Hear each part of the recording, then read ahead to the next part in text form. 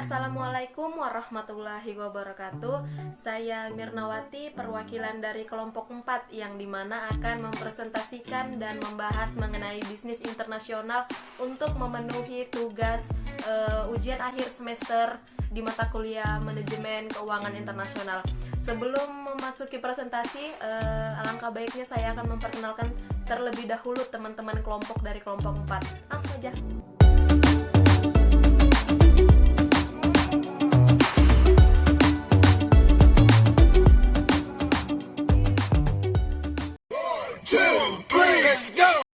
Baik, terima kasih atas kesempatannya. Di sini saya akan menjelaskan definisi bisnis internasional menurut para ahli. Yang pertama, menurut Boll dan teman-teman. Bisnis internasional adalah suatu bisnis di mana kegiatannya melampaui batas-batas negara yang mencakup perdagangan internasional, pariwisata, transportasi, dan lainnya.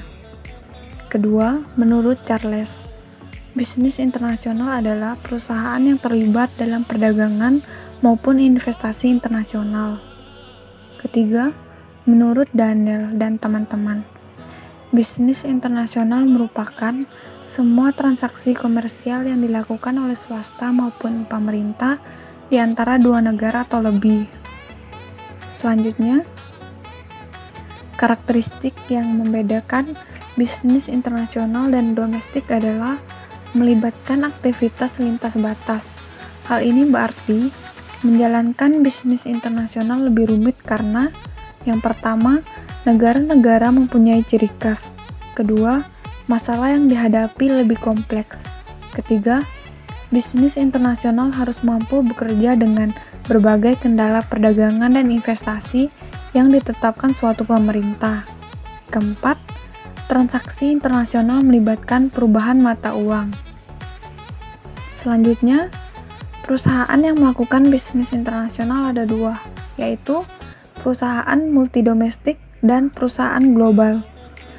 Perusahaan multidomestik adalah sebuah organisasi dengan cabang di banyak negara, merumuskan taktik bisnisnya sendiri menurut perbedaan-perbedaan dasar yang dipahami.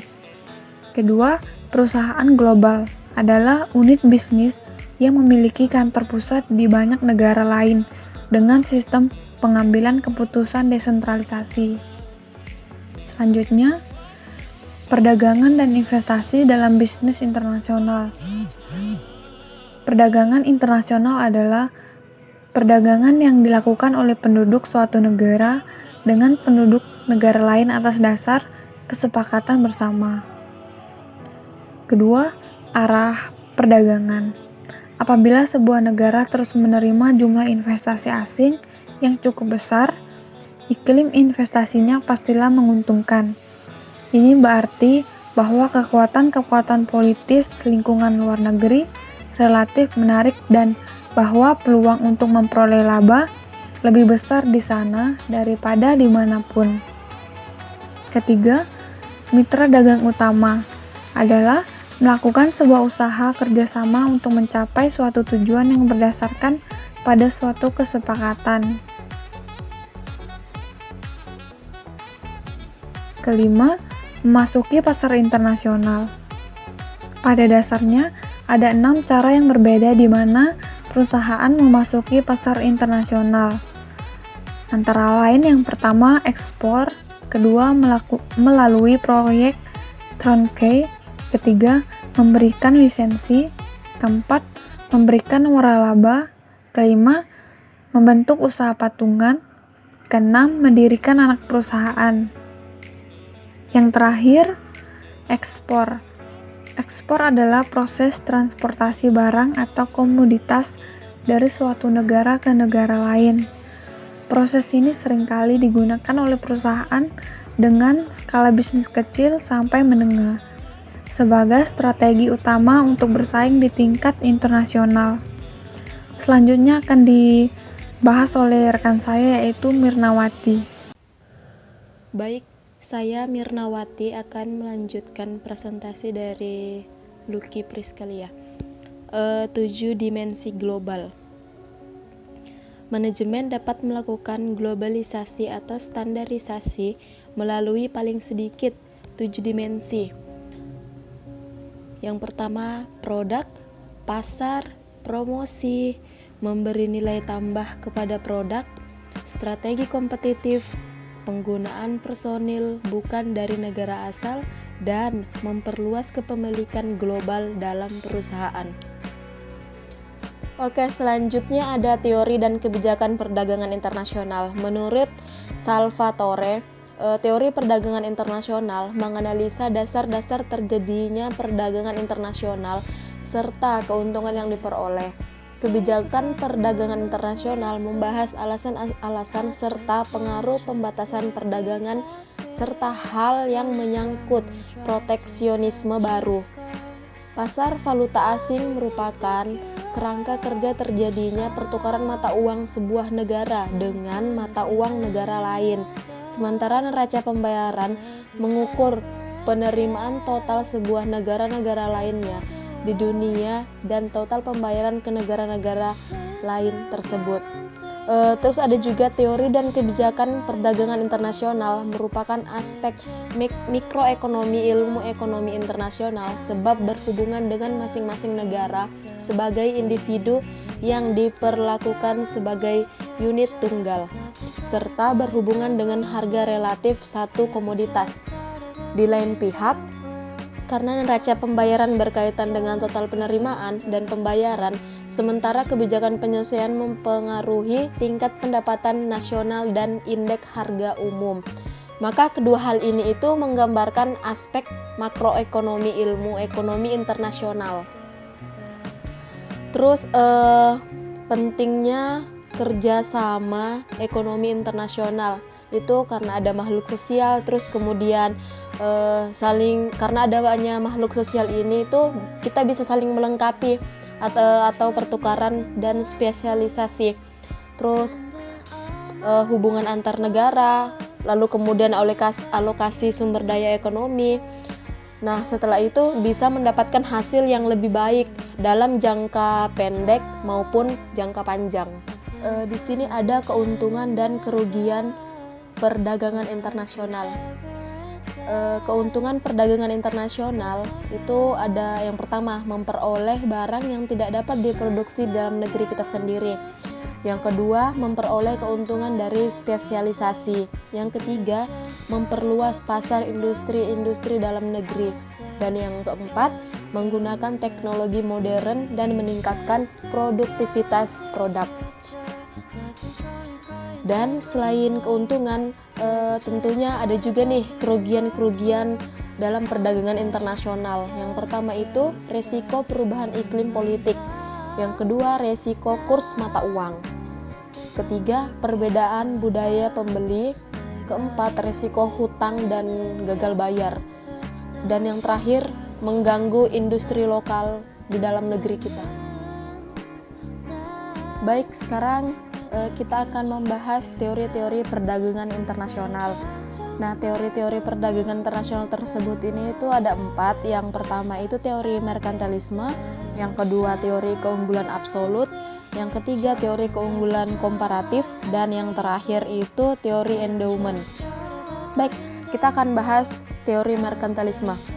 Teori merkantilisme itu merupakan suatu falsafah ekonomi berdasarkan keyakinan bahwa kemakmuran sebuah negara bergantung pada harta yang terakumulasi, biasanya seperti emas. Dan bahwa untuk meningkatkan kemakmuran tersebut, kebijakan pemerintah hendaknya dapat meningkatkan ekspor dan mengurangi impor. Dan yang kedua, teori keunggulan absolut. Menurut Adam Smith, menyatakan bahwa fokus pada kekayaan yang dimiliki, produksi apa yang kita punya, apa yang negara kita punya. Jadi, teori ini itu mengungkapkan bahwa suatu bangsa mampu memproduksi suatu barang melebihi negara lain dengan input yang sama. Adam Smith menyatakan bahwa kekuatan pasar yang seharusnya menentukan arah, volume, dan komposisi perdagangan internasional. Teori keunggulan absolut biasanya dianut oleh negara-negara yang dianugerahi kekayaan alam yang sangat melimpah. Dan yang ketiga nih, teori keunggulan komparatif atau membandingkan. Menurut David Ricardo, kalau lebih murah, lebih baik membeli daripada memproduksi. Jadi teori ini mengungkapkan bahwa sebuah bangsa yang memiliki kelemahan absolut dalam memproduksi dua barang jika dilihat dari sudut pandang negara lain ternyata memiliki suatu keunggulan relatif atau komparatif dalam memproduksi barang di mana kelemahan absolutnya sangat kurang. Jadi seperti itu. Terus yang terakhir nih, teori endowment oleh Hesker Ohlin.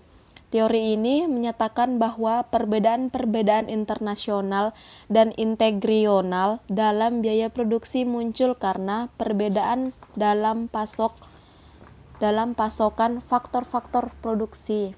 Jadi, suatu negara akan mengekspor nih barang-barang yang memerlukan sejumlah faktor produksi yang berlimpah dan akan mengimpor barang-barang yang memerlukan faktor-faktor produksi yang langka. Jadi, seperti itu. Baik, selanjutnya mungkin akan dijelaskan oleh teman saya. Baik, saya akan melanjutkan presentasi dari Mirnawati. Kebijakan perdagangan internasional yang terdiri dari 3 bagian. Yang pertama, kebijakan substitusi impor. Kebijakan substitusi impor ini adalah memproduksi di dalam negeri terhadap barang-barang yang tadinya impor. Yang kedua, kebijakan promosi ekspor. Kebijakan promosi ekspor ini adalah kebijakan di bidang industri yang mengutamakan pengembangan industri untuk pasar ekspor. Dan yang ketiga, kebijakan proteksi. Kebijakan proteksi ini adalah usaha pemerintah untuk membatasi atau mengurangi jumlah barang yang diimpor dari negara lain dengan tujuan untuk mencapai beberapa tujuan tertentu. Analisis lingkungan bisnis dan posisi pasar perusahaan. Di sini ada 2 pengertian dari lingkungan. Yang pertama, segala sesuatu yang berada di luar organisasi yang dapat berpengaruh terhadap arah dan kebijakan organisasi dalam mengelola bisnisnya, baik secara langsung maupun tidak langsung. Yang kedua, proses dan usaha mengidentifikasi dan memahami faktor-faktor lingkungan sebagai dasar perumusan strategi disebut analisis lingkungan bisnis, atau bisa disingkat dengan ALB. Selanjutnya, model lingkungan bisnis. Di dalam model lingkungan bisnis ada analisis lingkungan makro yang terdiri dari beberapa bagian. Yang pertama, analisis lingkungan ekonomi. Di dalam analisis lingkungan ekonomi terdiri juga ada beberapa bagian. Yang pertama, sumber daya alam, sumber daya manusia, prasarana dasar, dan modal. Yang kedua, analisis lingkungan teknologi yang terdiri dari kecepatan perubahan teknologi, peluang tanpa batas untuk inovasi, tema-tema utama, dan perubahan teknologi. Yang ketiga, analisis lingkungan politik dan hukum. Di dalam analisis lingkungan politik terdiri dari ideologi negara, stabilitas politik, lembaga politik, hubungan internasional, dan peran pemerintah. Sedangkan analisis lingkungan hukum terdiri dari kelengkapan regulasi, upaya penegakan hukum, dan kepastian hukum. Yang keempat, analisis lingkungan sosial budaya, yang di dalamnya terdiri dari struktur dan dinamika sosial, hubungan dan interaksi sosial, proses pengambilan keputusan, orientasi antar pribadi, peran gender, agama, motivasi, persepsi tentang kemanusiaan, persepsi tentang waktu, dan bahasa. Yang terakhir, analisis lingkungan demografis yang terdiri dari tingkat pertumbuhan penduduk, struktur usia dan gender, urbanisasi, migrasi, status kesehatan, pola keluarga, dan tingkat pendidikan. Analisis lingkungan industri. Mengapa perlu analisis lingkungan? Yang pertama, membantu perusahaan merumuskan strategi bisnis yang akan dijalankan dan pada saat yang sama dapat mengantisipasi strategi bisnis yang dijalankan oleh pesaing. Yang kedua, membantu perusahaan untuk membangun sikap proaktif, tidak sekedar reaktif terhadap para pesaing. Pendekatan analisis industri yang terdiri dari pendekatan struktural dan pendekatan lainnya. Yang terakhir, analisis laporan. Selanjutnya, global environment. Mengapa turut dalam bisnis internasional? Ada beberapa motif perusahaan bergerak dalam bisnis internasional. Pertama, menarik permintaan asing. Kedua, kapitalisasi pada teknologi. Yang ketiga, sumber daya murah. Yang keempat, aneka ragam secara internasional. Kedua, bagaimana perusahaan melibatkan bisnis internasional? Pertama, dengan cara impor, membeli barang atau jasa dari luar negeri. Kedua, dengan cara ekspor, menjual barang dan jasa ke luar negeri. Kegiatan impor dan ekspor berpengaruh pada neraca perdagangan suatu negara. Apabila impor lebih besar dari ekspor, maka negara mengalami defisit neraca perdagangan. 3. Dengan cara investasi asing langsung. Investasi asing langsung merupakan salah satu cara mendapatkan atau mendirikan anak perusahaan pada suatu negara asing. Investasi asing langsung layak dilaksanakan apabila pertama, perusahaan yang sudah berhasil mengekspor atau menjual barangnya ke negara asing dengan bermaksud menghemat biaya transportasi. Kedua, perusahaan yang sudah mengekspor produknya akan mendapatkan informasi bahwasanya pemerintah asing yang dituju akan menerapkan hambatan perdagangan. Yang ketiga, perusahaan merasa yakin dapat mengurangi biaya tenaga kerja dengan mengalihkan fasilitas negara berkembang. 4. Aliansi strategik. Aliansi strategik yaitu kesepakatan bisnis untuk mencapai kepentingan terbaik dari perusahaan yang terlibat. Salah satu jenis aliansi adalah usaha patungan atau dikenal joint venture. Ada 5 karakteristik negara asing. Ketika satu perusahaan ingin berkecimpung dalam bisnis internasional, ia harus mempertimbangkan karakteristik dari negara asing. Pertama, budaya. Sehubungan beragamnya budaya, sebuah perusahaan harus mempelajari budaya negara asing sebelum dia berkecimpung dalam bisnis internasional. Contohnya mengenai selera, kebiasaan dan adat istiadat dalam satu negara itu kan berbeda. Kedua, sistem ekonomi. Sistem ekonomi negara mencerminkan derajat kepemilikan dan campur tangan pemerintah. Kapitalisme biasa ini dianut oleh negara Amerika. Sistem ekonomi yang memperbolehkan kepemilikan bisnis oleh swasta. Komunisme. Sistem ekonomi yang melibatkan suatu kepentingan publik terhadap suatu bisnis. Biasanya ini dianut oleh negara Cina. Sosialisme. Sistem ekonomi yang mengandung beberapa ciri khusus, baik ekonomi kapitalis maupun sosialis. Kondisi ekonomi, pertumbuhan ekonomi, inflasi, nilai tukar. Nilai tukar, fluktuasi nilai tukar dapat mempengaruhi permintaan akan produk asing sebab mereka mempengaruhi harga sebenarnya yang dibayar oleh konsumen lokal.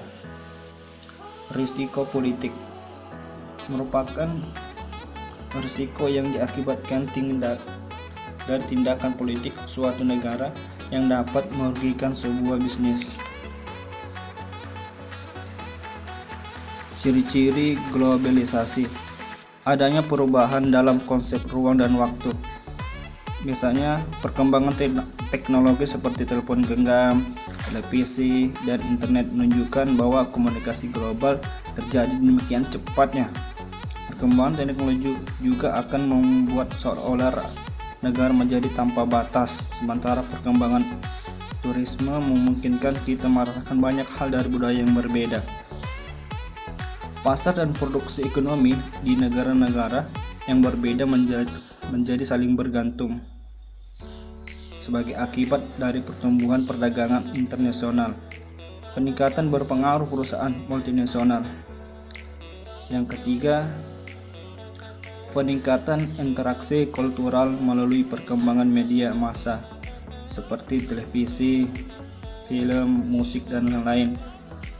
Meningkatnya masalah bersama antara negara, misalnya dalam bidang lingkungan hidup, krisis ekonomi dan keuangan, dan lain-lain.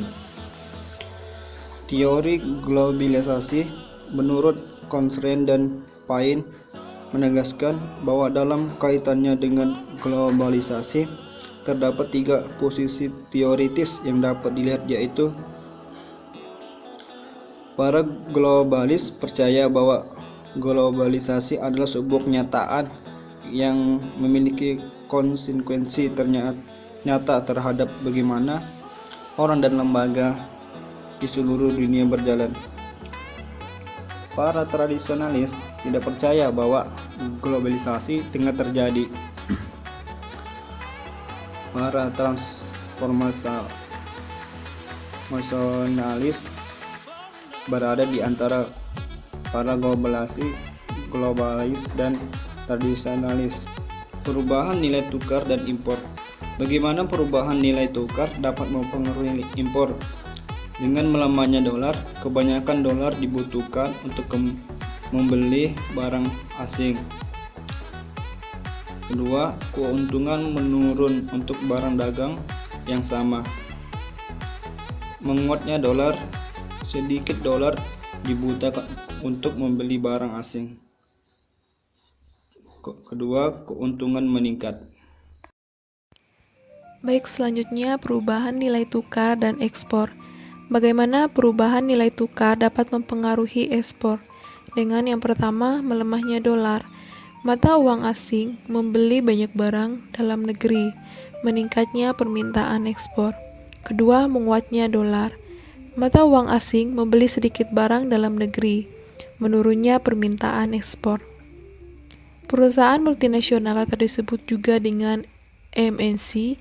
MNC merupakan perusahaan yang berada di satu negara yang mempunyai operasi produksi dan penjualan di beberapa negara lain.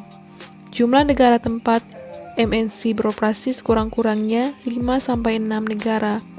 Sasaran MNC yang pertama, memaksimumkan kekayaan para pemegang saham. Kedua, memaksimumkan kekayaan perusahaan. Dalam rangka mencapai sasaran yang ingin dicapai saat ini, banyak perusahaan yang menerapkan konsep tata kelola perusahaan, termasuk perusahaan multinasional atau MNC. Tata kelola perusahaan, hubungan di antaranya stakeholder, yang digunakan untuk menentukan dan mengontrol arah dan kinerja strategi suatu organisasi. Keuntungan MNC yang beroperasi secara global diperoleh dengan 2 cara. Dengan yang pertama, memanfaatkan skala ekonomi. Kedua, kehadiran globalnya untuk mengambil keuntungan tertentu, yaitu faktor produksi murah. Ada 3 kendala yang dihadapi MNC.